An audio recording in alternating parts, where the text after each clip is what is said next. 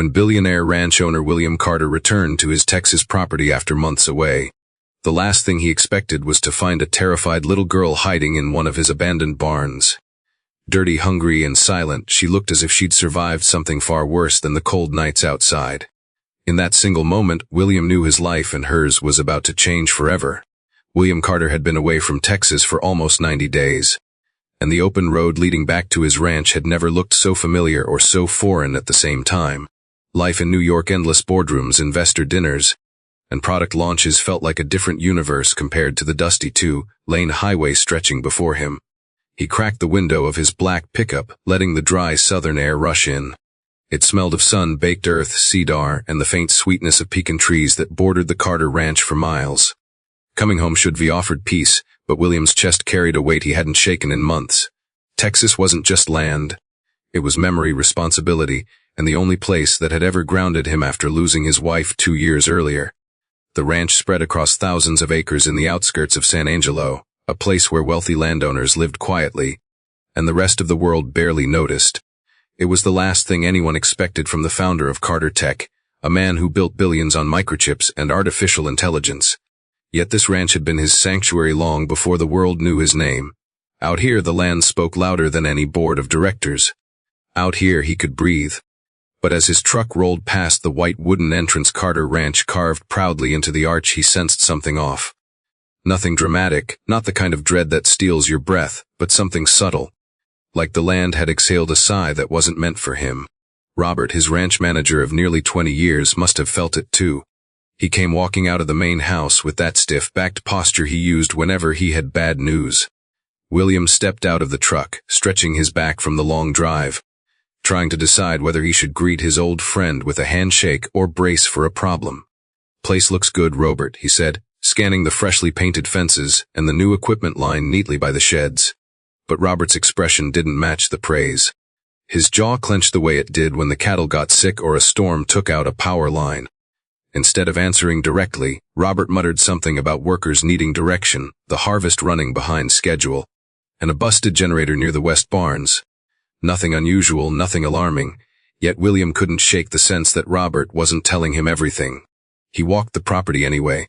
It was his ritual after every long absence, an unspoken agreement between him and the land. He visited the horses first, brushing their manes while they nudged him with warm muzzles, as if scolding him for leaving. He checked the irrigation lines, kicked at the soil, and listened to the familiar hum of cicadas settling in the tall grass. Everything seemed in order, but the feeling still tugged at him. Finally, near dusk, he decided to inspect the old storage barns on the far west side, the ones no one really used except for rusted tools and the occasional busted machine waiting for repairs. He didn't expect anything there, maybe a raccoon, maybe a loose panel, nothing more. But as he approached the barn, a strange metallic clatter echoed from inside, cutting through the quiet evening air. Too heavy for a rat, too frantic to be the wind. William paused outside the half-open door, palm pressed lightly against the wood, listening. Another sound followed, a quick shuffle, then the scrape of something being dragged across the concrete floor. His instincts sharpened instantly. Trespassers weren't unheard of in rural Texas, especially drifters passing through or teenagers daring each other to sneak onto private land. But this felt different. This felt nervous, small, almost desperate. He pushed the door open, slow and steady, letting the fading sunlight spill into the dusty interior.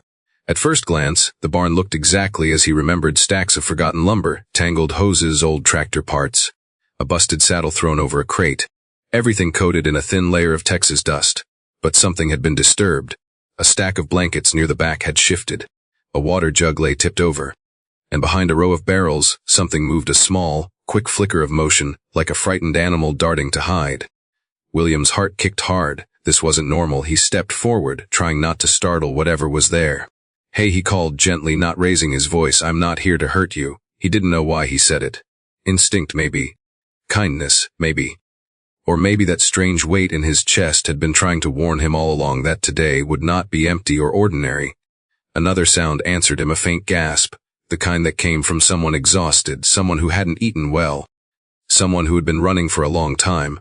William moved closer until he reached the stack of barrels and looked behind them, and there she was. A little girl, no older than 4 or 5, curled into a tight ball as she tried to make herself smaller.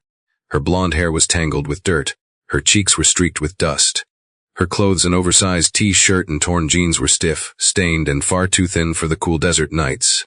She looked up at him with wide, terrified eyes, her small body trembling as if expecting the worst.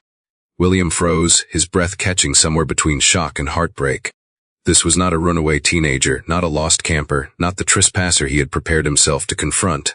This was a child alone, dirty, exhausted, and clearly afraid. For a moment neither of them moved. He took in every detail of her condition, her scraped knees, the bruises peeking from underneath her sleeves, the way her bare feet rested on the cold concrete floor as though she had been walking miles without shoes. Whoever had been responsible for her had failed her miserably, and whoever she was running from, that thought made William's stomach twist. He crouched down slowly so he wouldn't tower over her. "Hey," he said softly, careful with every word, "you're safe now." The little girl didn't respond, but her eyes stayed locked on him, desperate and searching. William saw something in them, fear blended with hope. The kind of hope that only appears when someone has reached the end of what they can endure. And in that instant, William Carter, billionaire, tech genius, and hardened widower, felt something shift inside him, not fear, not hesitation, but certainty. This girl had stumbled onto his land for a reason. She needed help, protection, maybe even a miracle. And whether he understood it yet or not, he was going to be the one to give it to her. Robert arrived faster than William expected, his boots thudding across the dirt as he approached the barn with a flashlight in hand. He must have heard the pickup door slam or noticed the barn lights flicker from across the yard. "Boss," he called out as he stepped inside, his voice echoing off the metal beams. "Everything all right in here?" William didn't answer right away. He was still crouched in front of the little girl, who had pressed her back against the barrels as though she could merge with them. Her eyes were glued to him, wide and frightened, but he could see she was trying to assess him just as much as he was assessing her. When Robert stopped beside him and finally saw the child, his whole expression hardened. He drew in a sharp breath, not of pity, but suspicion. "Damn it," he muttered under his breath. "I knew something was off these last few days. Should we trusted my gut?" He lowered the flashlight beam, angling it away from the girl's face as she flinched at the bright glare. Where the hell did she come from? William ignored the edge in Robert's tone. "I don't know," he answered, keeping his focus on the girl. "But she's been here for a while." He pointed toward the makeshift nest of blankets in the back corner and the half-empty water jug lying near her feet. Robert shook his head, annoyed. "This is exactly why we should keep those barns locked. You never know who wanders onto land this size. Folks from the highway, squatters, people looking to cause trouble." He leaned closer and lowered his voice. "Kids like this don't show up alone, Will. You know that, right? Someone dumped her here or she's part of something bigger. Either way, it's not good." William bristled at the implication. "She's a child, Robert, a little girl. She's terrified." Robert crossed his arms. "Yeah, I can see that, but that doesn't mean she's not trouble. You think she walked 20 miles barefoot just because she likes sightseeing? Someone is responsible for her, and that someone might come looking." The girl's breathing hitched as Robert spoke. She didn't understand every word, but she understood tone. William lifted one hand slightly to reassure her. "Hey, you okay?" he murmured. "No one's going to hurt you." It was only then that the girl shifted, barely, her fingers curling and uncurling as though battling the instinct to bolt. William looked back at Robert. "Can you step outside for a second?" Robert's eyebrows shot up. "You re-kidding?" "I'm not," William said, his jaw tightening. "You re-scaring her." Robert exhaled sharply, muttering something about liability and bad timing, but he stepped out of the barn, letting the heavy door fall shut behind him. William turned back to the girl. She couldn't have been more than 40 pounds, small enough that she seemed swallowed by the oversized shirt she wore. Dirt clung to her skin like a second layer, and the shadows under her eyes hinted at days, maybe weeks of exhaustion. He could feel her fear like a physical thing in the room. "I'm going to help you," he told her, keeping his voice low, steady. "But I need you to come with me to the house. There's food, water, a warm bath." She didn't move, but her eyes flicked toward the door, then back at him, like she was weighing whether she had any better options. William slowly extended his hand. She didn't take it, not yet, but she didn't retreat either.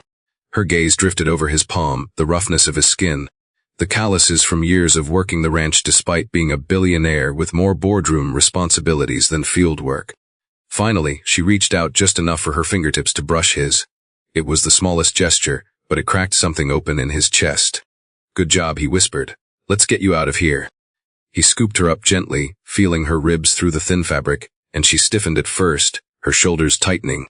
But when he carried her out of the barn into the cooler evening air, She relaxed against him just slightly, as though recognizing warmth she hadn't felt in too long.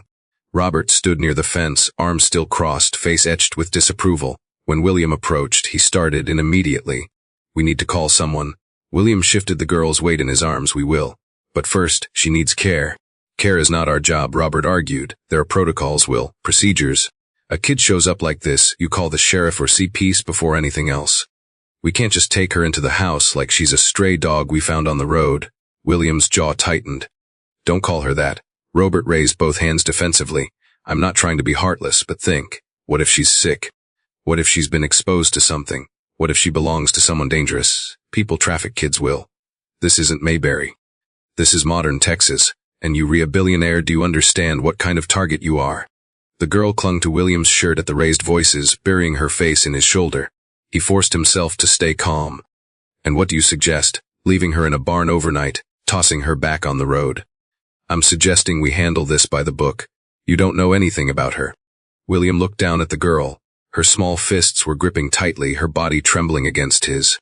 He thought about the moments leading up to this, the clatter in the barn, the desperation in her eyes, the bruises on her thin arms. Whatever her story was, it wasn't a simple case of a lost child. She had run from something or someone, and he couldn't ignore that.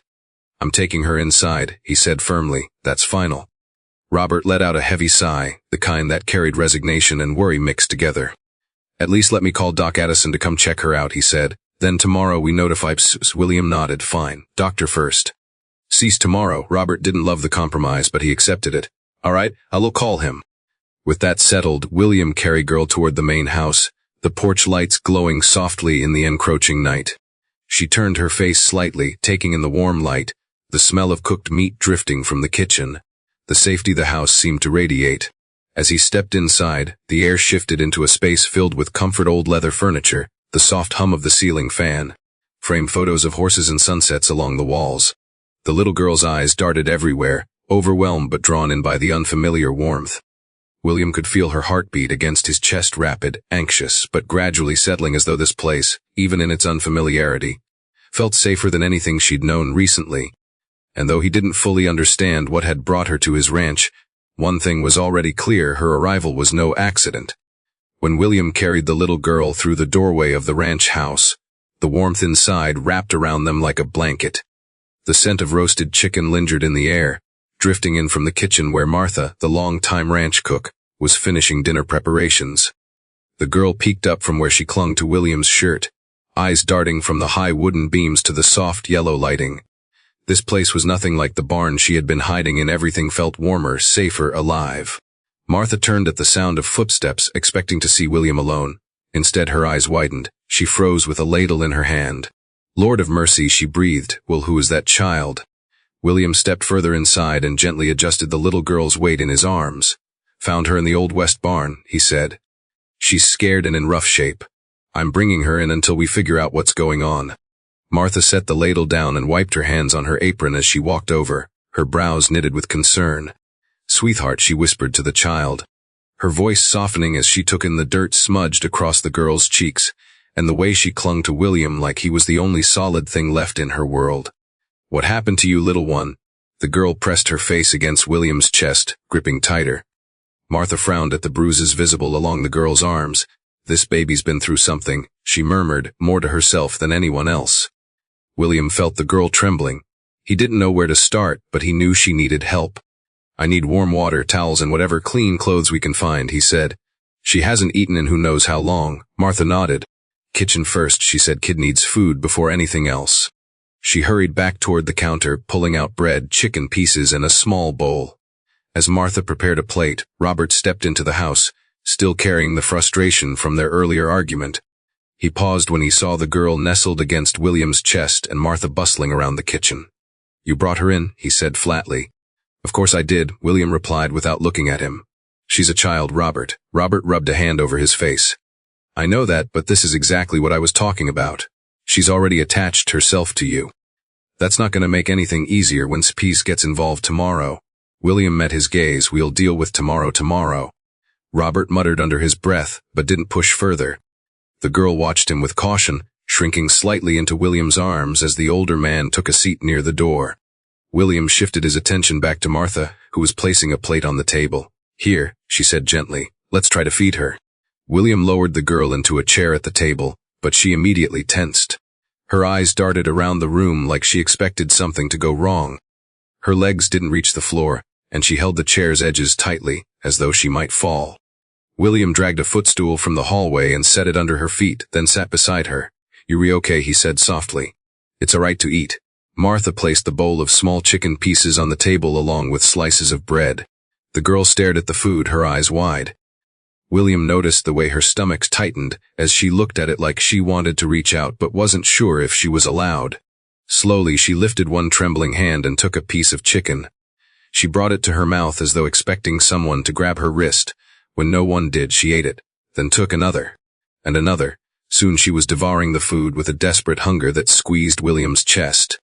Martha exchanged a look with him that said everything without words. "Someone failed this child badly." "Easy now," Martha told the girl kindly. "There's plenty. No one's taking it from you." The girl slowed only slightly. Her breathing steadied as she ate, and little by little, the tightness in her shoulders eased. Robert watched from his spot near the door, tapping one boot against the floor. "Doc Addison is on his way," he reported. "Said he'll be here within the hour." William nodded, grateful despite Robert's attitude. The girl finally finished eating, her gaze drifting between William and Martha as though waiting for the next instruction. Martha crouched down next to her. "Honey, what's your name?" she asked with gentle warmth. The girl's lips parted but no sound came out. Instead, she looked at William again, her small hand reaching for the sleeve of his shirt. He gave her a reassuring nod. She swallowed and whispered Emma. It was soft, fragile, almost like she rarely said it. Martha touched her arm kindly. "Emma," she repeated. "That's a beautiful name." Emma stared at her plate, nervous but calmer than before. William stood and said, "Let's get her cleaned up next." He lifted Emma into his arms once more. She didn't resist. If anything, she seemed relieved. Martha filled the tub, adding warm water and mild soap, then set towels on the counter. William hesitated in the doorway. "I'll stay nearby," he told Emma. "Martha's just going to help wash off the dirt." Emma didn't let go of his shirt at first. Her knuckles whitened as she held him. Martha stepped closer and touched Emma's back. "You're safe here, sweetheart." After a long moment, Emma slowly released her grip. William stepped outside the bathroom but left the door cracked so she could see him. Emma's eyes followed him until Martha guided her toward the warm water. The moment her feet touched the bath, her entire expression changed. She let out a tiny breath as the warmth soothed her skin. She lowered herself in as Martha gently worked through the grime in her hair, speaking softly, telling her she was doing great.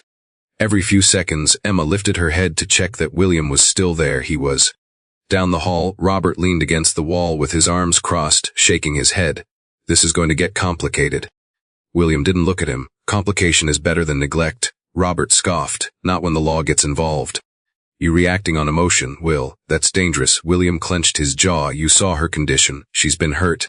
"That's what's dangerous." Robert didn't respond. For once, he didn't have a comeback. Maybe he knew William was right. Maybe he just didn't want to admit it. William stood outside the bathroom, listening to the soft sounds of running water as Martha continued caring for the girl. Something in him felt anchored in that moment, something he hadn't felt since before his wife passed. Responsibility, purpose. A spark of connection he never expected to feel again. When Martha finally emerged with Emma wrapped in a towel, her hair damp but cleaner than before, she whispered, "She's exhausted." Emma's head rested against Martha's shoulder, but when she saw William, she reached for him again. He took her without hesitation. She rested her head on his chest like she had known him far longer than a single evening. Robert stared at the pair of them, confusion and worry mixing on his face. William ignored it. He carried Emma to the living room couch and sat down with her curled up against him. Martha fetched a soft blanket from the hallway closet and draped it over Emma. The girl's breathing slowed as she fought to stay awake, her fingers gripping William's shirt once more. He smoothed her damp hair back gently. "Rest," he whispered. "You're safe here." For the first time since he found her in that cold barn, Emma's small body stopped trembling. As she drifted into sleep, the weight of the moment settled heavily on William's shoulders. Whatever journey had brought her here, whoever she had run from it, had ended on his land. And he knew with absolute clarity that he could not let her go unprotected now. Not tonight, not ever. Behind him, Robert sighed. "Well, this isn't just bringing a kid inside for dinner. This is life-changing." William didn't look away from Emma as he answered, "Yeah, I know." By the time headlights appeared at the far end of the driveway, Emma was fast asleep against William's chest. her breathing soft and steady under the warm blanket Martha had wrapped around her. The old Ford belonging to Dr. Addison rolled to a stop near the porch, its engine rumbling before shutting off. The doctor stepped out, adjusting his worn leather bag over one shoulder. He was in his early 60s, a man whose entire life had been dedicated to caring for ranch families across this stretch of Texas. When emergencies happened, people didn't call an ambulance, they called Addison. He walked up the steps, his boots creaking on the wood. William he greeted with a firm nod before noticing the small bundle resting against him. "So she's the reason you dragged me away from poker night?" He approached with a blend of curiosity and concern. "What happened here?" William shifted slightly so the doctor could see Emma's face. "Found her hiding in the Old West barn," he explained. "She looks like she hasn't eaten in days. Dirt, bruises, exhaustion, take your pick." Addison's eyes softened as he leaned closer. "Poor thing." He set his bag on the coffee table. "Let's get her looked at. Won't wake her fully if I can help it, but I need to check vitals." William hesitated before lowering Emma onto the couch. The moment her small body touched the cushion, she reached for him instinctively, her fingers curling into his shirt. He eased her grip gently, reassuring her with a hand on her back. The doctor knelt beside the couch and pulled a stethoscope from his bag. Even in sleep, Emma tensed when he touched her wrist, but she didn't pull away. Her breathing stuttered for a moment, then steadied as she felt William's presence beside her. Addison listened to her heart, checked her temperature, examined the bruises on her arms and legs, and inspected her feet scratched, raw in places, with dirt embedded around the nails. Martha hovered in the doorway, wringing a dish towel in her hands as she watched. Robert stood with his arms folded, jaw tight, shifting weight from one boot to the other. Finally, the doctor sat back and let out a long exhale. "Well," he said, "she's dehydrated, unnerved, and exhausted. Nothing life-threatening, thank God, but she needs consistent care, rest, food, baths, time to recover." He paused and lowered his voice. "The bruises, some are old, some are new, different stages of healing, not from falling off a swing, not from a single accident. These came from repeated impacts." His tone darkened. "Someone put their hands on this child more than once." Martha gasped softly. Even Robert shifted his stance, discomfort flickering across his face. William felt anger coil in his chest like a tightening rope. He already suspected it, but hearing it from a doctor made the reality colder. Addison continued, "She's not sick with anything contagious from what I can see, no fever, but she's been living rough. Keep her warm, hydrated, fed. If you were planning to call CPs in the morning, you should let them know she's stable for now." William's jaw clenched. "She'll stay here tonight." "Good." Addison nodded. "But understand something, she's formed an attachment already." He glanced toward Emma, who had curled slightly toward the spot where William's hand rested near her shoulder. Kids who've been through trauma tend to latch on fast when someone finally treats them with kindness. That's not a bad thing, but it does mean that tomorrow might be hard for her. Robert muttered from the wall, "Or hard for him," jerking his chin toward William. Martha shot him a sharp look, but Addison didn't comment. He simply reached for a notepad and scribbled a few instructions. "I'll come back in the morning if needed," the doctor said, packing his tools. "Call me if she wakes up screaming, vomits, or seems confused. But I think she'll sleep through the night once her body realizes she's safe." He turned back to William and lowered his voice.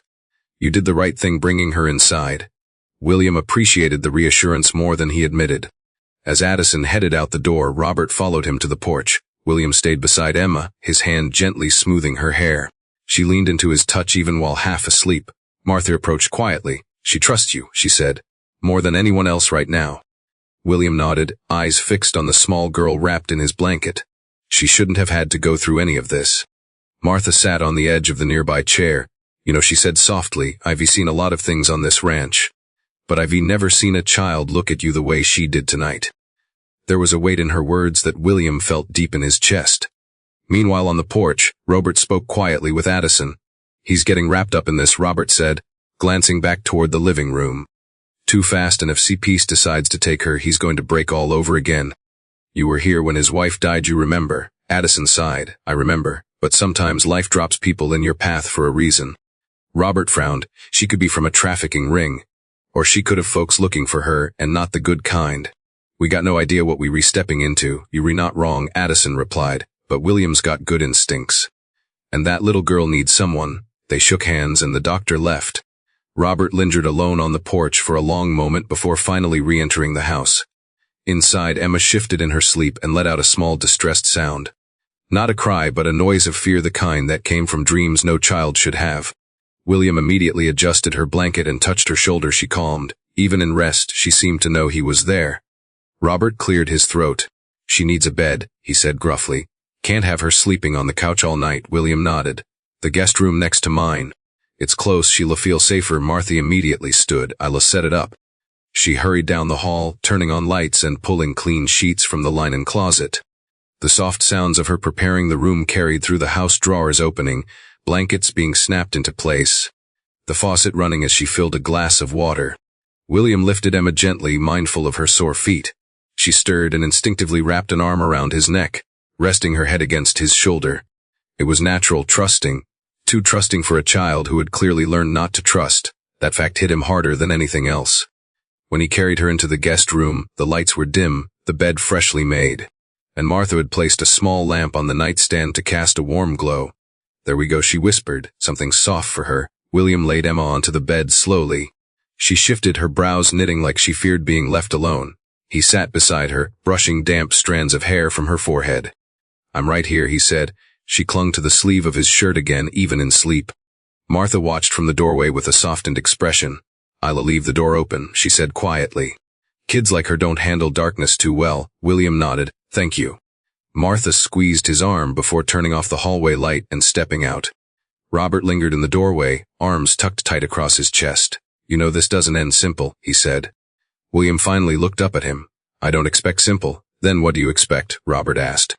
William gazed down at Emma, her tiny hand still gripping his sleeve. I expect to do what's right, he answered. Robert exhaled heavily, rubbing the back of his neck. Tomorrow's going to be messy. When Seeps shows up, you need to be ready. William didn't look away from Emma as he replied, if they want what's best for her, then we're already on the same side. Robert didn't argue. He stepped back, leaving William alone in the soft glow of the bedside lamp. For the next hour, William stayed with Emma until her breathing settled fully into deep, steady rhythms. And as he sat there watching the small, fragile child sleep, this girl who appeared on his land with no explanation, no shoes, no safety, he felt something shift inside him completely. Not responsibility, not pity, something deeper. Something that made him sure that no matter what happened tomorrow, no matter which authorities got involved, he wasn't going to let this child walk back into whatever darkness she came from. As the ranch settled into quiet for the night and the Texas moon cast pale light through the window, William Carter understood that his life had just taken a turn he never saw coming, and that he wouldn't change it for anything. The Texas sun crept into the guest room earlier than William expected, painting warm streaks across the hardwood floor and illuminating the small figure curled beneath the blanket. He had dozed off in the chair beside the bed sometime around 4 a.m, refusing to leave Emma alone. When he woke to the soft rustling of sheets, he found her sitting up slowly, rubbing her eyes with tiny fists. For a moment she looked confused, unsure of where she was, unsure if the safety she'd felt last night had been real or just a dream. Her gaze moved around the room at the lamp still glowing faintly, the glass of water on the nightstand, the folded blanket at her feet until her eyes found him. The tension in her shoulders loosened immediately. She didn't smile, but something eased in her expression, something that told him she recognized him as the anchor she had clung to the night before. Morning, William said gently, stretching his legs beneath him. Emma blinked, processing the word. It was clear she wasn't used to soft greetings. She wasn't used to mornings that began with safety. He stood slowly, not wanting to startle her. Did you sleep okay? He asked. Emma nodded once. Her hair stuck out in small tangled tufts, and the blanket had slipped halfway down her lap. She looked much smaller than she had in the barn, and somehow even more vulnerable now that daylight revealed every bruise along her thin arms. William reached for the blanket and gently pulled it back over her legs. Good, he murmured, you hungry? Another nod. Her stomach answered for her with a soft growl, and she pulled the blanket closer around herself, almost embarrassed. William offered his hand. This time she hesitated only a heartbeat before placing her small palm into his. He guided her down the hallway toward the kitchen, where the smell of pancakes and bacon greeted them. Martha was at the stove, already bustling like she had been awake for hours. The moment she saw Emma, her whole face brightened. Good morning, sweetheart, she said warmly. I made breakfast just for you. Emma held onto William's hand tightly but peeked toward the table with unmistakable interest. Martha had set a small plate at one of the chairs, a plate with pancakes cut into tiny squares, a slice of banana, and a cup of warm milk. Have a seat, William encouraged, pulling the chair out for her. Emma climbed up, pulling her blanket over her lap like she didn't want to lose the security of it. Martha approached with a soft smile. If you need anything, honey, you just tell us. Emma offered a barely their nod before reaching for a piece of pancake. Once she took the first bite, she didn't stop. She ate with determination, not desperation like last night, but with a quiet intensity that said she still didn't trust the food wouldn't disappear. Robert entered the kitchen moments later, rubbing his neck and yawning. Morning, he said, then paused when he saw Emma. She froze, gripping her fork. William placed a hand on the back of her chair. It's okay, he told her. Emma relaxed a little, though her eyes remained wary. Robert grabbed a cup of coffee and leaned against the counter. CP's is scheduled for 10, he said. Just got the call. William felt Emma stiffen at the unfamiliar abbreviation. He kept his tone calm. Thanks for the update. Martha shot Robert a warning glance, as if to say, don't you mess up this morning for her. William pulled out the chair beside Emma and sat down. We were going to have a good breakfast first, he said. Then we'll take everything one step at a time. Emma looked up at him, searching for reassurance. He nodded. She continued eating. After breakfast, Martha ran a warm washcloth over Emma's face and hands, fixing her hair into a neat ponytail. Emma tolerated the attention surprisingly well, occasionally glancing toward William to make sure he hadn't left. When Martha found a small shirt and shorts from a box of old children's clothes donated long ago by a ranch family, Emma changed with a sense of uncertainty, like she wasn't used to owning clothes that were clean and soft. Once dressed, she looked like a completely different child, still fragile, still carrying the shadows of whatever she had escaped, but more present, more alive. You look great, William said with genuine pride. Emma looked down at her shirt as if trying to see what he saw. She tugged at the hem lightly, unsure but curious. Then she reached for his hand again. He gave it without hesitation. They stepped outside onto the porch where the morning air was cool and the fields glowed in gold. Emma breathed it in with awe. Her world for the past weeks, maybe longer, had been fear, dirt, and cold. Now she saw sunlight, trees, horses grazing in the distance. That's Bandit, William said, pointing to the nearest horse. He likes apples. Maybe later we can give him one. Emma stared with fascination, stepping closer to the railing. Her posture loosened as she studied the animals, her small fingers drumming gently on the wood as if feeling freedom for the first time. But the calm didn't last long. At 9:55, Robert cleared his throat. They were almost here, he muttered from the doorway. Emma jumped at the sound, then retreated behind William, gripping his shirt. He rested a hand on her back. It's okay, he assured her. You're safe. She stared up at him, her eyes wide with worry. Someone's coming to help, he said, not to hurt. Emma shook her head and clung tighter. Whatever history she had with adults who claimed to help hadn't been good. William knelt down, bringing himself eye level with her. Emma, he said gently, I'm not going anywhere. You'll stay right here with me.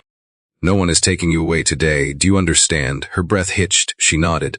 Not because she fully believed him, but because she desperately needed to.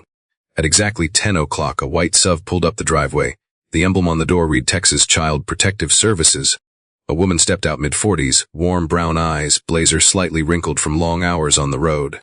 She wasn't intimidating, but she carried authority in the way she moved. She approached the porch with a gentle smile. Mr. Carter. Yes, William replied, standing as Emma clung to his leg. I'm Rebecca Hayes with Cease. Her gaze drifted to Emma, and her expression softened even further. And this must be the little one you called about. Emma tightened her grip. Rebecca didn't step closer. Instead, she lowered herself onto the porch steps, giving the girl space. Hi there, sweet pea, she said softly. You're safe. I'm just here to learn about you and make sure you're okay. Emma peered out from behind William, not ready to trust but too curious to hide completely. Rebecca looked to William. Can we talk? William nodded, but Emma's grip didn't loosen. He placed a steady hand on her shoulder. I'll be right next to you, he whispered. Eventually, he and Rebecca stepped a few feet away, still within Emma's sight. Rebecca began with standard questions when he found Emma, where she was, what her condition had been. William answered everything honestly. He spared no detail about the bruises, the hunger, the fear. As he spoke, he saw Rebecca's expression shift from professional concern to genuine worry, even heartbreak. This child has been through something severe, she said. We'll need to investigate immediately. Emma's eyes followed the two adults anxiously, her hands clutching the porch railing. William noticed and stepped back closer. She reached for him instinctively. He took her hand. Rebecca observed the exchange carefully. She trusts you, she said. That matters more than you know. So what happens now? William asked firmly. Rebecca folded her folder closed. Now, she said, we protect her. And part of that may mean allowing her to stay here while we investigate. Relief washed over him harder than he expected.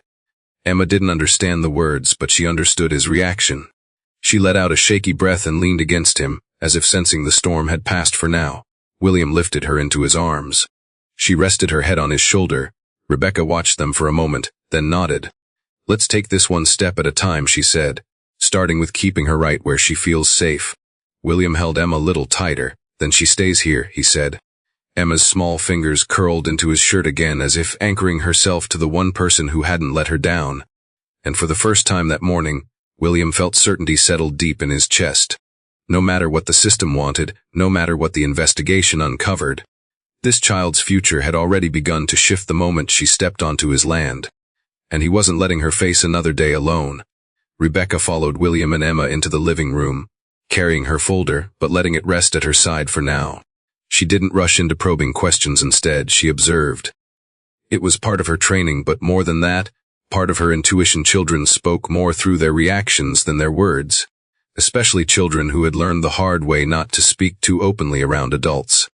Emma clung to William's shirt with one hand and held the blanket Martha had given her with the other. She looked small enough to disappear into it if she wanted to. When Rebecca sat on the edge of the armchair across from them, Emma instantly tensed. Her wide eyes darted up to William, then to the door, then back again, as though calculating the distance to escape if she needed to. William noticed immediately and gently rested a hand on her back. "You okay?" he said softly, guiding her onto his lap. She settled into him, her head resting against his chest. Rebecca took note of every detail, the way Emma's shoulders loosened only when she was touching him, the way she kept glancing toward the window as if expecting danger to walk through it, the way she held her breath each time an adult moved their hands too quickly. "I want to start with the basics," Rebecca said finally, her tone warm and steady. "No pressure, just information." She spoke to William, but her eyes flicked toward Emma as if including her too. "When you found her, what did she do?" William thought back to the barn, the fear, the way she had shrunk behind the barrels. "She hid," he said. "She looked terrified. She didn't try to run, but she looked like she expected something bad to happen." Rebecca nodded slowly. "Kids who've been in unsafe environments often freeze instead of fight or flee. It's a survival mechanism." She jotted notes. "She responded to you eventually," William said, "but only after I told her I wasn't going to hurt her." He kept his voice low, mindful of Emma listening. Rebecca observed the pair quietly. "Has she spoken to you at all?" "A little," William answered. "She told me her name yesterday, and she said she was hungry once. That's about it." Rebecca exhaled through her nose, not in frustration but something closer to empathy. "This is consistent with trauma. Her system is in constant alert mode. She'll talk more when she feels safe." Emma fidgeted in his lap, her small fingers playing with the edge of her blanket. Rebecca leaned forward, but not enough to invade space. "Hi, Emma," she said gently. "Do you feel okay?" Emma pressed her face against William's shirt, refusing to look up. Her shoulders trembled for a moment, not from fear but from the weight of attention. She took shallow breaths until William smoothed a hand down her back. "It's all right," he whispered. "You can just listen." Rebecca smiled. "That's perfectly fine, sweetheart." She turned her focus back to William. "Did she show any signs of physical distress?" "Trouble walking, breathing, standing. Her feet were torn up," William said. "Cuts, blisters, the doctor cleaned them last night." Rebecca scribbled another note. "That supports the possibility that she's been wandering for a long time. But wandering children usually have someone looking for them." Her gaze darkened slightly, "unless the opposite is true." William understood immediately, and it made his stomach twist. Some children weren't missing, they were discarded. Martha brought in 2 glasses of water, one for William, one for Rebecca, and a small cup of warm milk. She set the milk in front of Emma. The girl hesitated, eyeing it like it might be snatched away. Then, when neither adult made any sudden movement, she wrapped both hands around the cup and took a long drink. Milk left a faint mustache on her upper lip, and Martha's heart melted at the sight. "She's precious," Martha whispered. Rebecca nodded. "And deeply traumatized," she added quietly. "Children don't usually gravitate to strangers this quickly unless they've been deprived of stable attachment for a long time." William didn't need a psychological degree to understand that. Emma practically glued herself to him whenever a new person entered the room. She watched adults with the vigilance of someone trained by necessity, not nature. And yet she accepted William with almost no hesitation. That contrast said more about her history than any file could. Rebecca flipped through a few forms but didn't pull out anything official just yet. "We'll start looking into missing persons reports," she said. "Local first, then statewide. We'll contact hospitals, shelters, foster agencies. And we'll check Texas border reports too, just in case she crossed from another area." William stiffened. "What are the odds you find her family?" Rebecca sighed. It depends. Some kids have people searching desperately for them. Others, she paused, choosing her words carefully. Others don't get reported missing because the ones responsible for them want to avoid attention. Martha pressed a hand to her chest. William felt Emma flinch slightly at the sudden rise in emotion, and he tightened his arm around her. We won't assume anything yet, Rebecca added quickly. Right now, our priority is stabilizing her. Emma lifted her head finally, just enough to peek at Rebecca. She stared with wide eyes, studying every detail: the woman's hands, the way she smiled, the tone she used. Emma didn't see danger, but she didn't see trust either, just caution. Hi, sweetheart, Rebecca said again, softer this time. Do you like it here? Emma looked up at William for guidance. He nodded gently. Emma opened her mouth just a little, then closed it again as if unsure whether she was allowed to answer. Rebecca didn't push. You don't have to speak, she assured her. I can tell you feel safe with him. Emma burrowed closer into William's chest. That's good, Rebecca said, meeting his eyes. For now, she stays here. This is clearly the safest place for her. Relief washed through William like a warm wave. But Rebecca wasn't finished. However, she added, there are protocols. I will be conducting daily check-ins until we know more. A psychological evaluation will be needed when she's ready, and depending on what we uncover, there may be court procedures. William felt his jaw tighten. You mean custody hearings? Potentially, Rebecca said, but we're getting ahead of ourselves. She set the folder aside. For now, I'm authorizing her to stay in your temporary care under C's supervision. Martha let out a small breath, half relief, half worry. Robert entered the room just in time to hear that. That's a can of worms, he muttered. Robert, Martha snapped. But Rebecca held up a hand. No, he's right to be cautious. Caring for a traumatized child is never simple. But it's necessary. She turned to William. Carter, you're aware this could become a long process, months even. William glanced down at Emma, who had fallen against his chest again, fiddling with the buttons on his shirt like she needed the texture to stay grounded. I'm aware, he said. I'm not going anywhere. Emma shifted suddenly at the sound of raised voices, gripping William's shirt as tightly as she had in the barn. Her breath hitched, her eyes darting to the doorway. William immediately lowered his voice. It's okay, he murmured. You're safe. Rebecca noticed the reaction. She's used to chaos, she said softly. Probably loud arguments, maybe worse. She leaned forward, elbows on knees. A child doesn't react like that unless her environment taught her to. William felt something dark coil through him, anger at whoever had made this little girl fear the simple sound of adults talking. Emma pressed her forehead against his chest as he soothed her. Martha approached quietly with a soft stuffed rabbit she kept for visiting kids. Here, honey, she whispered, offering it gently. Emma hesitated, then reached for it with both hands and hugged it close. She looked up at William for permission, and he nodded. Her grip tightened around the rabbit, a small comfort in a world that had given her so little. Rebecca watched the interaction with growing certainty. Finally, she stood, gathering her folder. Carter, she said, I don't know what the future holds for this child yet. But I do know one thing. William lifted his gaze to hers. What's that? She offered a small, hopeful smile. She found the right doorstep to collapse on. William swallowed hard. He looked down at Emma, who had tucked the stuffed rabbit under her chin and relaxed completely against him. For the first time that morning, she seemed grounded, not fearful, not panicked, just anchored. Maybe it was the sunlight streaming through the window. Maybe it was the weight of the rabbit in her hands. Or maybe it was simply him. And William knew deep down in a place he hadn't touched in years that whatever journey this little girl was on, he was part of it now.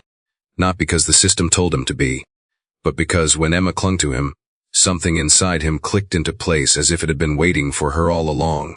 Rebecca spent most of the afternoon at the ranch, moving between phone calls, notes, and quiet observation of Emma.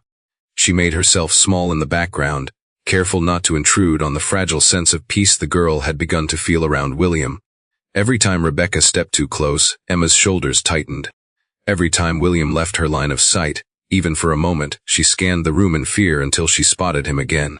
That level of dependency wasn't normal for a child her age unless she'd spent a long time without any adult she could rely on.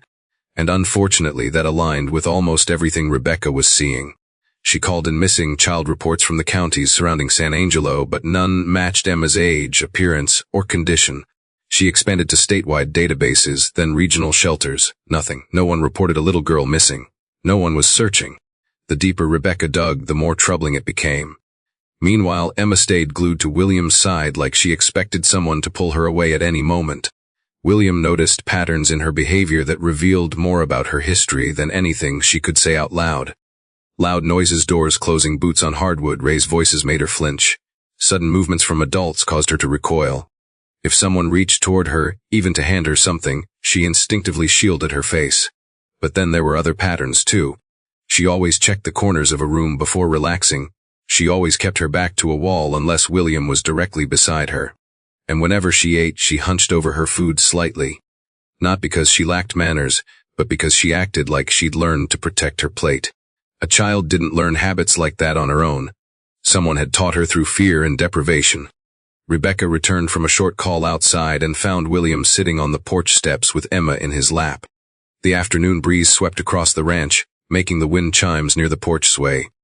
Emma held the little stuffed rabbit while tracing the stitching along its ear. William whispered something to her, soft, reassuring, almost instinctive, and Emma's body relaxed against him. Rebecca approached quietly, leaning against the porch railing. "She's different with you," she said. William continued smoothing Emma's hair. "Different how?" Rebecca folded her arms. "Most kids in her condition shut down or withdraw. She's doing the opposite. She's attaching." Emma looked up at the word, recognizing the tone if not the full meaning. She clenched her rabbit tighter. William frowned. "Is that bad?" "It can be," Rebecca admitted. "Fast attachments sometimes come from trauma, not trust. Kids cling to the first person who shows them safety." She paused, "But it can also be the first step toward healing." Emma shifted, sliding off William's lap and toddling toward the edge of the porch where she peeked over the railing at the horses. William stayed close, ready to catch her if she slipped. Rebecca watched her for a moment, noting the way Emma avoided stepping too far from him. "I need to try something," Rebecca said gently. She crouched down to Emma's level but kept a respectful distance. "Emma, sweetheart, can I talk to you?" Emma turned toward her with hesitant eyes, then looked back at William as if asking permission. He gave her a slow nod. Rebecca softened her voice. "Do you remember where you were before you came here?" Emma's lip trembled. Her hand tightened on the railing. Rebecca continued carefully, "You don't have to say words. You can show me if that's easier." Emma stared at her shoes for a long moment, her chest rising and falling with small, uneven breaths. Then she raised her hand and pointed toward the far end of the ranch, toward the direction of the highway miles away. "You walked from there?" Rebecca asked. Emma nodded, then her face tensed with fear. She pointed again, this time more frantically, tracing a small circle in the air with her finger. Rebecca recognized it immediately. Was it a building? Emma nodded again. Rebecca crouched a little lower. "A house." Emma's tiny shoulders tightened. She shook her head. "A school." Another shake. Rebecca paused. "A building where children were kept, where fear and hunger were everyday things." Her eyes softened. "A shelter." Emma hesitated. Then she lifted both hands and pressed them against her ears as if blocking noise. Rebecca's stomach dropped. "A foster home." No response. But Rebecca saw something flicker in Emma's expression, recognition mixed with dread. A bad one then. A place that hurt her. A place she escaped. William's jaw tightened. He had suspected as much, but hearing it confirmed even partially made anger rise like heat in his chest. He stepped closer, kneeling beside Emma. "No one from that place is coming here," he said firmly. Emma looked up at him, eyes quivering. "You safe now?" She blinked rapidly, then threw her arms around his neck with sudden desperation. William caught her instinctively, lifting her off the ground. Her little hands fisted into his shirt, as if bracing herself for the world to collapse. Rebecca watched them, her heart twisting. "She trusts you," she said again. "But it's more than that." William looked at her. "What do you mean?" Rebecca stepped closer, lowering her voice. "She sees you as protection. Children don't attach like that unless they've been without a safeguard for a long time. You were the first stable adult she's had in her corner." William swallowed hard. It wasn't pride he felt, it was responsibility. Heavy, fierce, unshakable. Inside the house, Rebecca spread out papers across the table. "I want to run one more test," she said. "Not a medical one, behavioral." She placed 3 simple drawings on the table: a house, a classroom, and a building with bars on the windows. Emma peeked from behind William's legs as she approached. "Emma," Rebecca coaxed gently, "can you point to the place where you were before the ranch?" Emma scanned the pictures, her breaths uneven. Then she stepped forward and placed her hand on the drawing with bars. William felt his stomach drop. Rebecca exhaled quietly, confirming the fear she'd had earlier. "Some unregulated group homes still operate like this," she said. "Neglect, overcrowding, threats, they were supposed to be shut down." She turned back to Emma. "Do you remember who took care of you there?" Emma shook her head, rapidly backing up. She hid behind William again. His hand rested protectively on her back. "That's enough questions for today," he said firmly. Rebecca nodded. "Agreed, she's overwhelmed." A little later, while Martha prepared dinner, Emma sat on the couch playing with the rabbit. her feet swinging above the floor. Rebecca continued making calls from the kitchen, updating her supervisor. Through the half-open door, William overheard fragments of the conversation: severe neglect, possible abuse, no record of family, not on any missing child lists, child demonstrates fear, reaction to institutional cues, seems bonded to miss her. Carter William didn't respond, but each phrase embedded itself deeper in his thoughts. When Rebecca returned, she closed her folder and said, "We were running searches on unlicensed group homes in the surrounding counties. Some have been shut down recently for violations. It's possible she escaped from one before authorities stepped in." Emma froze at the word escaped. She hugged the rabbit tighter and moved closer to William. Rebecca caught the reaction. "That's a yes," she whispered. Emma tugged at William's sleeve. He knelt down to her level. "What is it, sweetheart?" She hesitated, then whispered into his ear, "Bad place." It was the most she had spoken since arriving. William felt his heart clench painfully. He put his hands on her arms gently. "You're not going back there." Emma swallowed, then nodded against his shoulder. William lifted her up, and she wrapped herself around him like she'd found the one person in the world who wouldn't let her fall. And the truth was she had. Rebecca watched the scene unfold, her posture softening. After a long moment she said, "William, whatever comes next, she's choosing you." And honestly, she exhaled, "I can't blame her." As the sun sank behind the Texas hills and long shadows stretched across the ranch, William carried Emma to the porch. The wind moved through the pecan trees with a soothing rhythm. Emma rested her head on his chest, exhausted but calmer than she had been all day. Rebecca stood at the doorway watching the unlikely pair. "I'll be back tomorrow with updates," she said, "but for tonight just keep her close." William nodded. "I will." Emma tightened her arms around him, pressing her cheek to his shirt. In that simple gesture, William felt the full weight of her trust settle onto him. It wasn't something he asked for. It wasn't something he expected. But as he stood there in the fading light with Emma clinging to him, he knew deep in the place that had been hollow since losing his wife that this little girl had cracked open something inside him he hadn't felt in years. Hope, and the fierce, unshakable need to protect her from whatever darkness had tried to swallow her. For the first time, the path ahead didn't scare him, because he wasn't just guiding Emma through it. Emma was guiding him too. The next morning began with a calmness the ranch hadn't felt in a long time. The sun rose slow and warm over the pecan fields, casting long, soft shadows across the pastures. William found Emma already awake, curled up on the couch with the stuffed rabbit tucked under her chin. She'd wandered out of her room sometime before dawn, likely searching for him, and when he stepped into the living room, her head immediately lifted. The moment she saw him, she relaxed. She sat up a little straighter, pushing the hair from her eyes with the back of her hand. "Hey there," he murmured, voice low in the quiet morning. Emma slid off the couch and walked to him, arms raised in a wordless request. He lifted her without hesitation, settling her on his hip. Her small hands gripped the collar of his shirt, as if that single point of contact grounded her. William hadn't expected how easily this routine was forming between them, but now he moved through it with instinct. Comfort. Reassure. Repeat. He carried her to the kitchen, where Martha was already preparing breakfast. Bacon sizzled in the pan, and the smell made Emma perk up noticeably. "Good morning, you two," Martha said, smiling warmly as she set a plate of scrambled eggs on the counter. Emma hid her face in William's shoulder at the greeting, but he felt her smile against his shirt at the smell of the food. "Hungry?" he asked her. She nodded, pressing her forehead into his chest. He set her at the table, making sure she had a booster cushion and her stuffed rabbit beside her. Emma didn't start eating until she saw him sit too. Once he did, she dug in with small, careful bites, the fear of losing her meal slowly fading with each passing minute. Every so often she glanced around the room as if checking her surroundings, but unlike earlier days, she didn't flinch at every sound. Safety was beginning to take root slowly but unmistakably. After breakfast, William took Emma outside to see the horses. At first she clung to his hand, wary of the massive animals towering over her.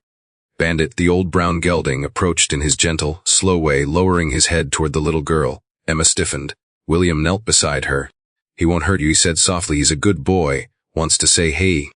Bandit exhaled through his nostrils in a warm puff, and Emma's eyes widened. She looked at William for guidance. He took her small hand and placed an apple in it. "Hold it flat," he instructed. Together, they extended her arm. Bandit leaned down and carefully took the apple from her palm. Emma gasped and immediately buried her face in William's chest. But then slowly she peeked back out. Bandit was chewing contently, unaware of the breakthrough he'd just helped create. Emma reached out again, touching the horse's neck with tentative fingers. William didn't breathe for a moment, watching her explore this new, gentle world. When she looked up at him, there was a spark in her eyes, a tiny glimmer of confidence, of curiosity. "See," he whispered. She nodded, clutching his shirt with one hand while petting Bandit with the other. For the rest of the morning, Emma stayed close to William as he checked fences, walked the pasture lines, and fixed a latch on one of the chicken pens. She followed him like a small shadow, curious but cautious, watching every move he made. When he hammered nails into the loose board, she startled at the first loud strike. But he immediately paused and placed a reassuring hand on her back. "It's okay," he said, "just noise, nothing bad." She blinked up at him, then nodded.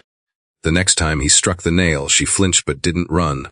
Slowly, she began desensitizing to the stability of ranch life, the predictable sounds, the steady rhythms, the safe environment. She even giggled once when a chicken strutted up to her boldly, though the sound surprised her as much as anyone else. Martha, watching from the porch, covered her heart with her hand. "She's blooming," she whispered to herself.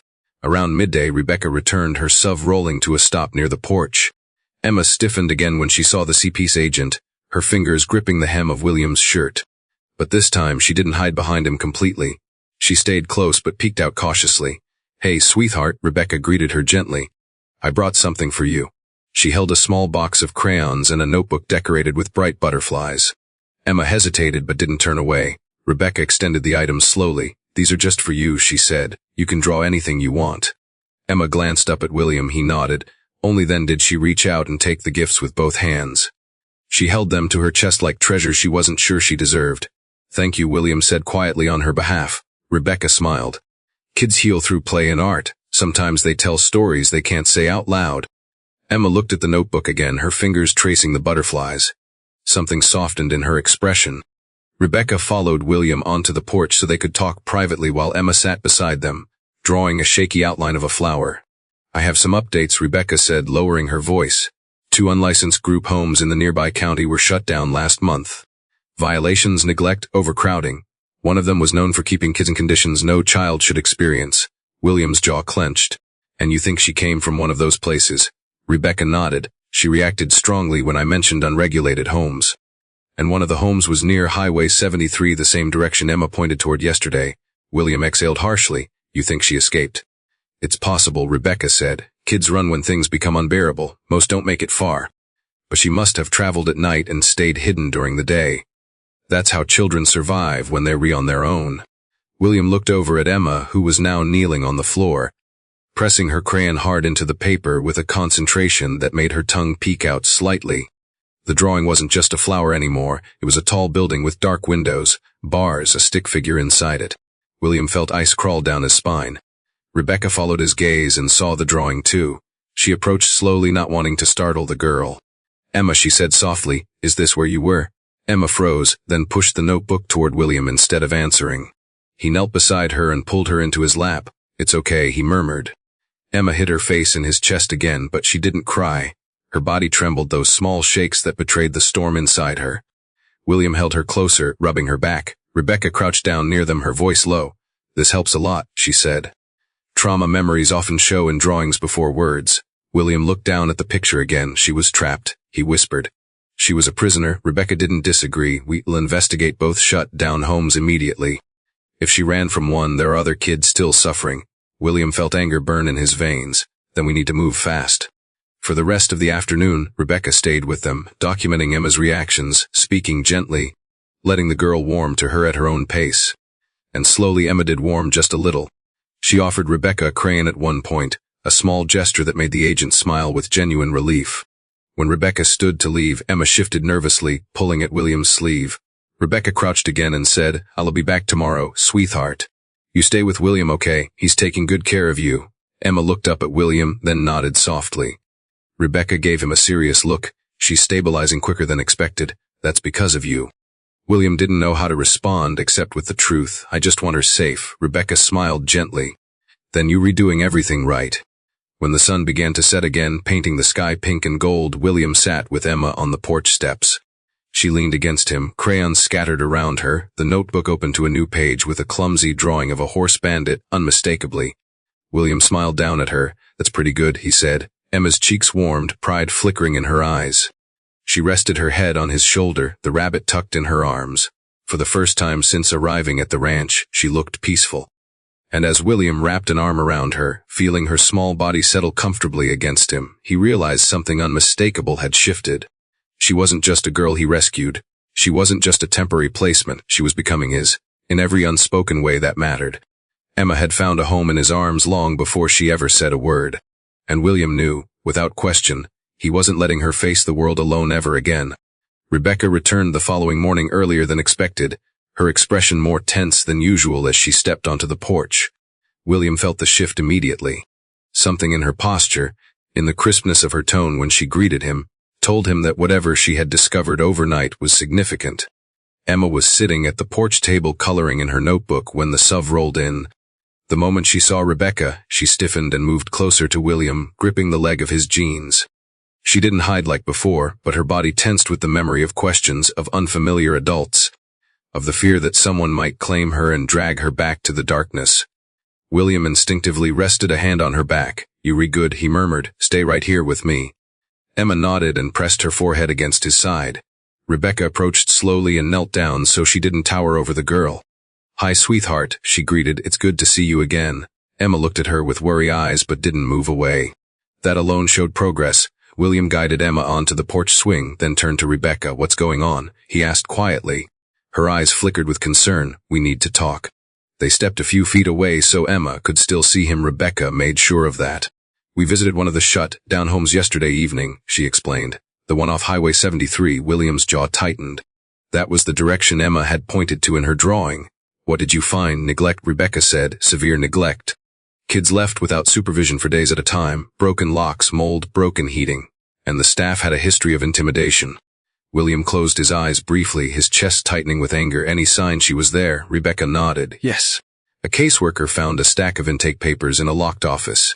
Most were destroyed or water damaged, but we uncovered one partial file listing an unnamed female child estimated age 4 to 6, no photo. No last name." She paused. "The description matches her." William's hands curled into fists. "Was she registered?" "Barely. It looked like someone was hiding kids instead of processing them properly." Her voice dropped. "There were reports of children disappearing from that home. Staff claimed they ran away, but there were no follow-up searches, none." William's stomach turned. "Do you think Emma was one of those kids?" "I think she escaped from that environment," Rebecca said. "And I think whoever ran that place didn't want her back, because she was never supposed to be on their records to begin with." William exhaled sharply, rage simmering under his skin. Emma watched them with wide eyes, hugging her stuffed rabbit tighter. William returned to her side immediately.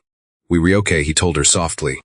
"Everything's okay." She scooted into his lap, nestling herself against him. Rebecca observed them quietly. "There's more," she said. William raised a brow. "Go on." Rebecca pulled out her notebook. The intake notes mentioned a first name, not hers, a woman's. Someone called Miss Carla. Several kids referred to her as the one who enforced punishments.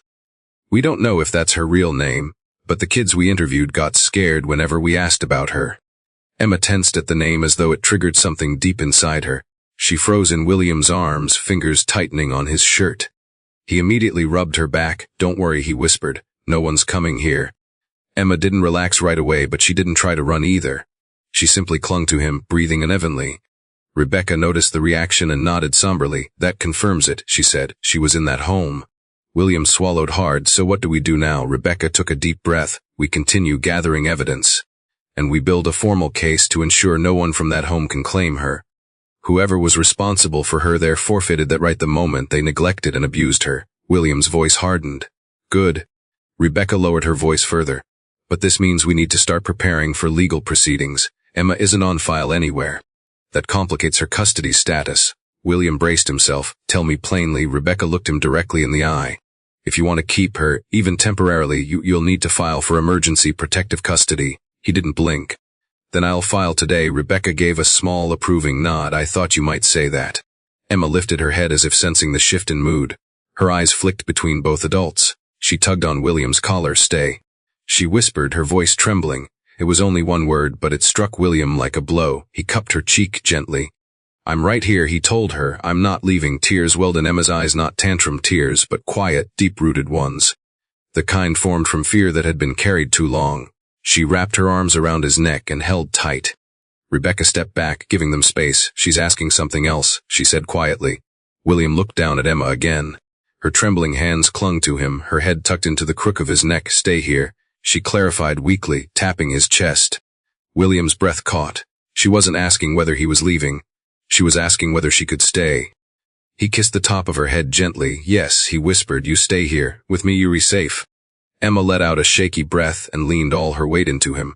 Her whole body softened, overwhelmed with relief. Rebecca wiped the corner of her eye discreetly.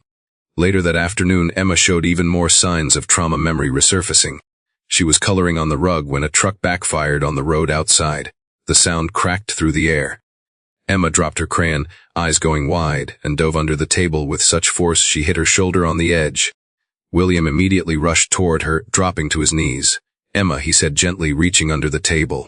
She pressed against the wall, arms wrapped around her head protectively. Hey, he soothed, pulling her into his lap. It's okay. It's just a truck. She shook her head violently, tears rolling down her cheeks. Rebecca crouched beside them, loud noises, she murmured. Kids from abusive group homes, especially the illegal ones, they associate them with punishment or yelling or being dragged away. Emma clung to William's shirt until her fingers reddened.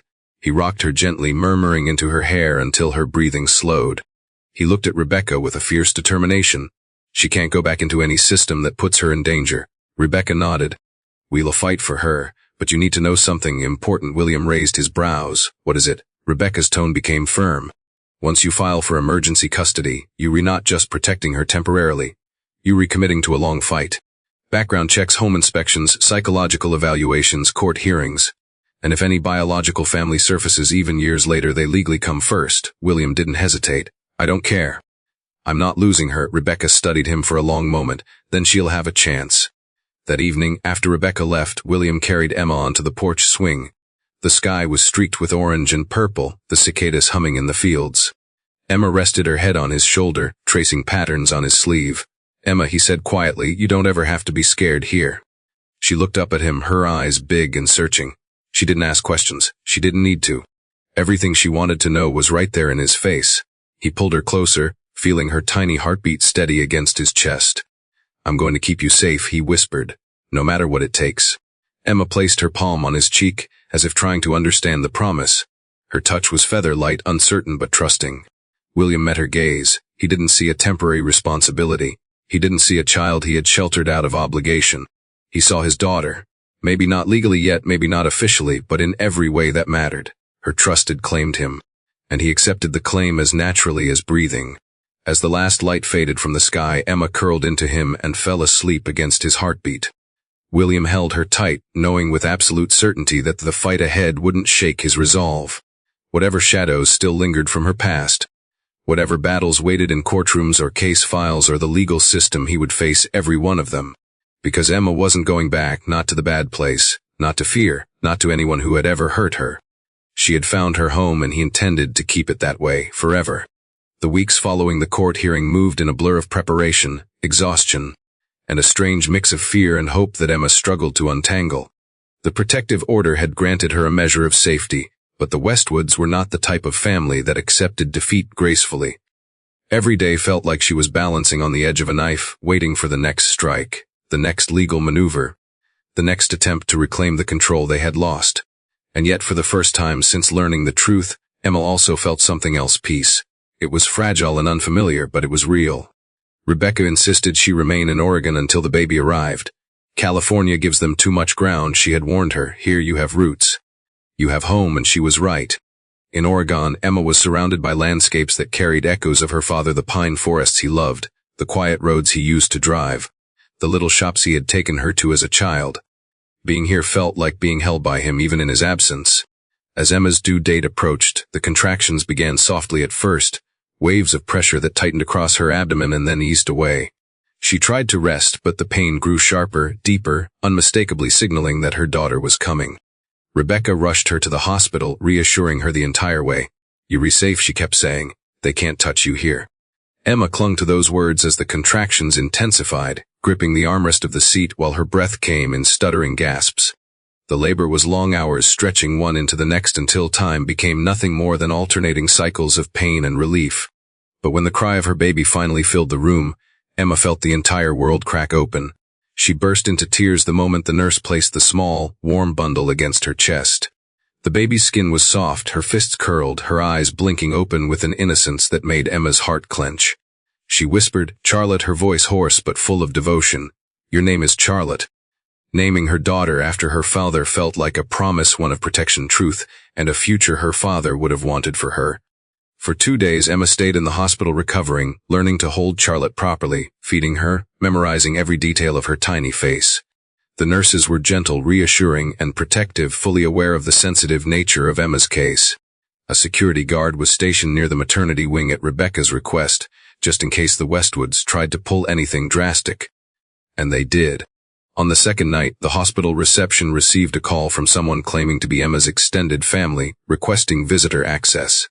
When asked to identify themselves, the caller hung up. The staff reported it immediately. Emma didn't need to be told who it was. She felt a familiar chill crawl up her spine. The Westwoods had learned Charlotte was born, and now they were circling like vultures waiting to strike. Rebecca arrived early the next morning, her expression grave. "They filed an emergency request overnight," she said. "They want visitation. They're re-arguing the baby should remain connected to her paternal lineage."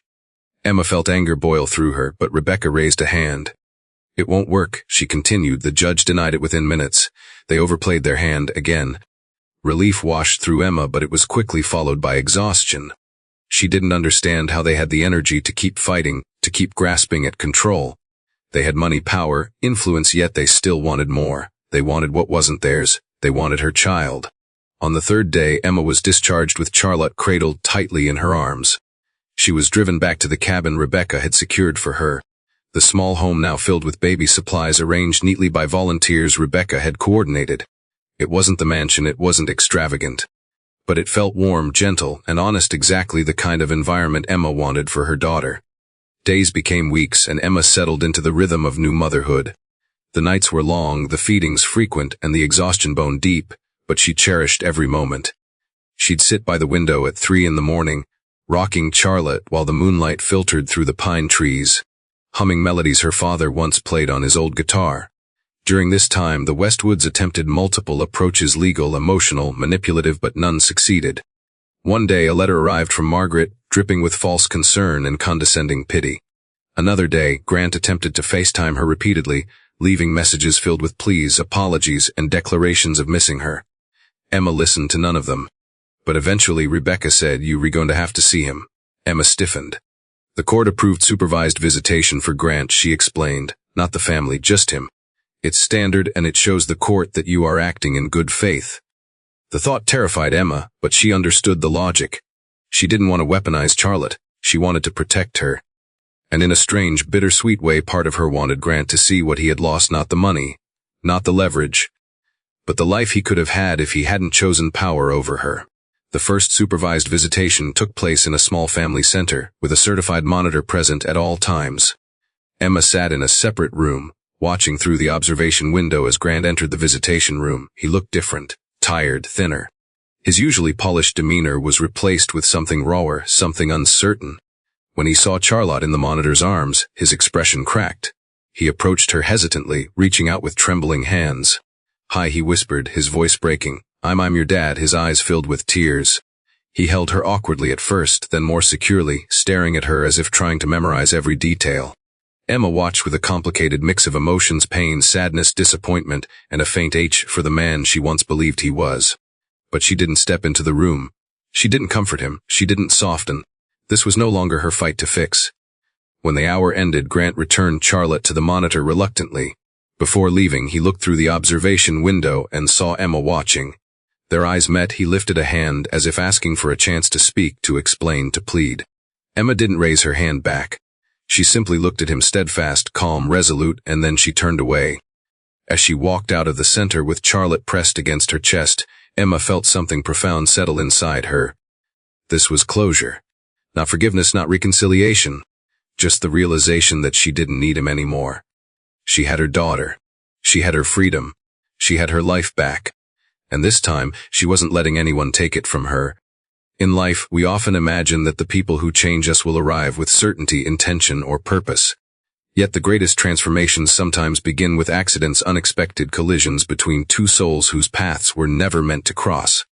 Emma appeared in William's world like that, small, frightened, fragile, carrying nothing but the weight of a past she never asked for.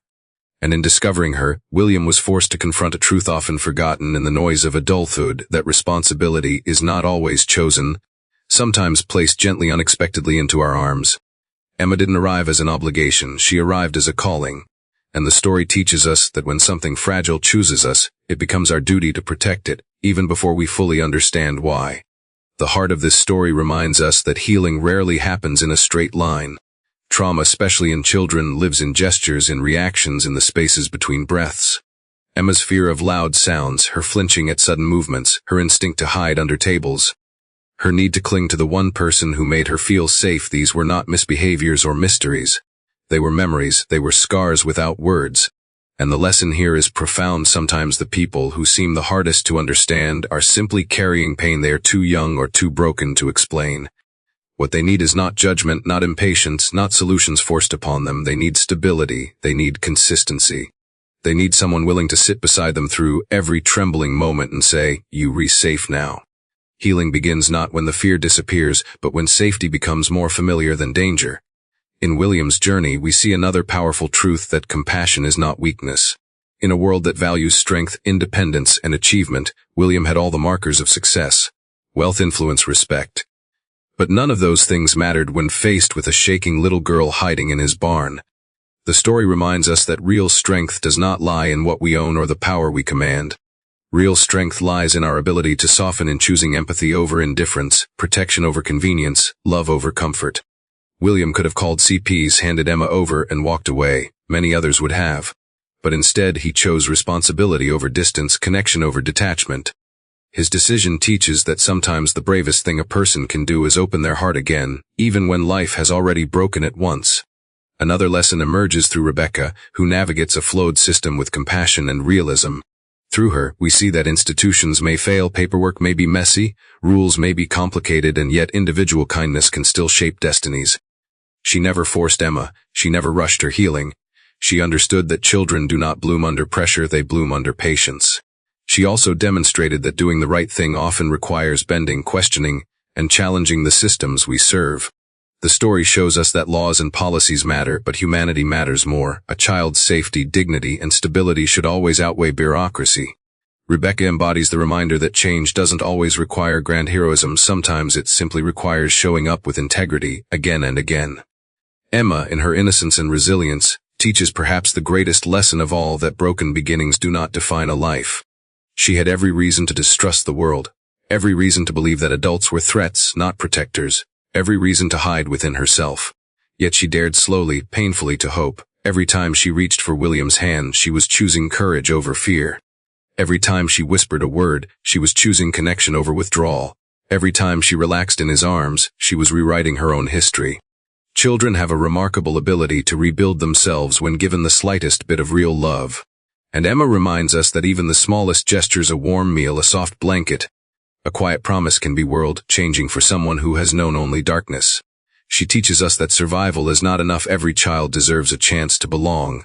And finally, the story as a whole reveals a truth we all need to remember: family is not defined solely by blood, but by choice, protection, and love.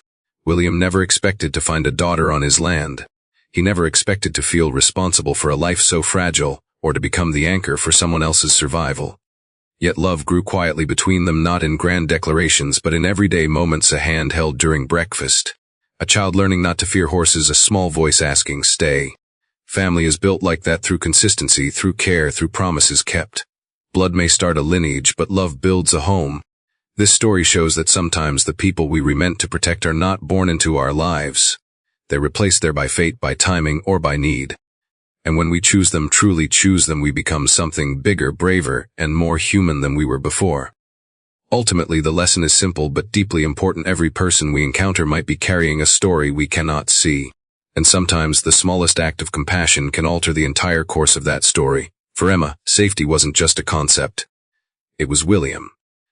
And for William, purpose wasn't found in boardrooms or success, it was found in the arms of a frightened little girl who whispered "Daddy" into his shirt. The story teaches us that love heals in both directions. The rescuer becomes restored, the broken becomes whole. And a new beginning is born not from perfection, but from the willingness to care. We walk through life believing we choose our battles, but sometimes, the ones that transform us the most are the ones we never saw coming. If you find this video helpful, don't forget to hit like, subscribe to the channel, and turn on the notification bell so you won't miss upcoming videos. If you have any suggestions or questions, feel free to leave a comment below. I'd really love to hear your feedback. Thank you for watching until the end.